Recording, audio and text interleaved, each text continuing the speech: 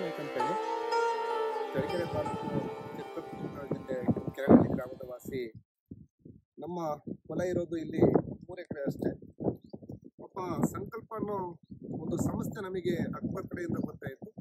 ಮೊದಲ ಬಾರಿಗೆ ಶಾಲೆಗೆ ಭೇಟಿ ಕೊಟ್ಟಾಗ ನಮ್ಮ ಕಡೆ ಎಲ್ಲೋ ಒಂದು ಕಡೆ ಏನೋ ನೀರಿನ ಕೊರತೆ ಬಹಳಷ್ಟು ಇದೆ ಈ ಕಡೆ.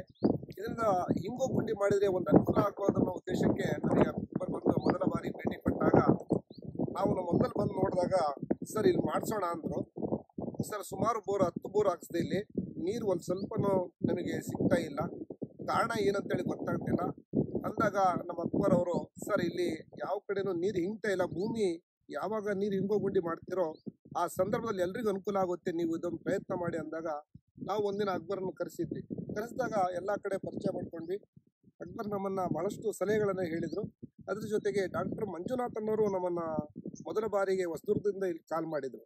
ಸರ್ ನಾವು ಒಂದು ಮಾಡಿಸಿದ್ವಿ, ಇನ್ಮೇಲೆ ನೀವೇ ಮಾಡಿಸ್ಬೇಕು, ಬಂದು ಸುಮಾರು 16 ಅಲ್ಲ 20 ಕೊಡ್ತೀವಿ ಅಂದಾಗ ನಮಗೆಲ್ಲೋ ಸಂತೋಷ ಆಯಿತು.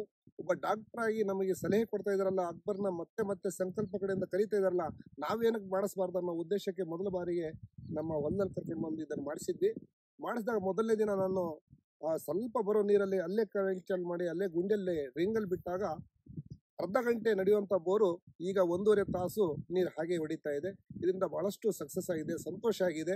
ಎಲ್ಲ ಕಡೆ ಈ ರೀತಿ ಭೂಮಿ ತಾಯಿ ನೀರನ್ನು ಹಿಂಗೋ ಗುಂಡಿ ಮಾಡಿದರೆ ಇನ್ನೂ ಭಾಳಷ್ಟು ಜನಕ್ಕೆ ಅನುಕೂಲ ಆಗುತ್ತೆ. ಫಸ್ಟ್ ಏನಂದರೆ ನಮ್ಮ ಉದ್ದೇಶ ಏನಪ್ಪ ಅಂದರೆ ಇಲ್ಲೆಲ್ಲೋ ಒಂದು ಕಡೆ ತೋಟ ಮಾಡೋಣ, ಮುಂದಿನ ದಿನಮಾನಗಳಲ್ಲಿ ನಮಗೆ ಅನುಕೂಲ ಆಗ್ಬೋದಲ್ಲ ಅಂತೇಳಿ ಯೋಚನೆ ಮಾಡಿದ್ರು ನೀರು ಸಿಗ್ತಾ ಇಲ್ಲ.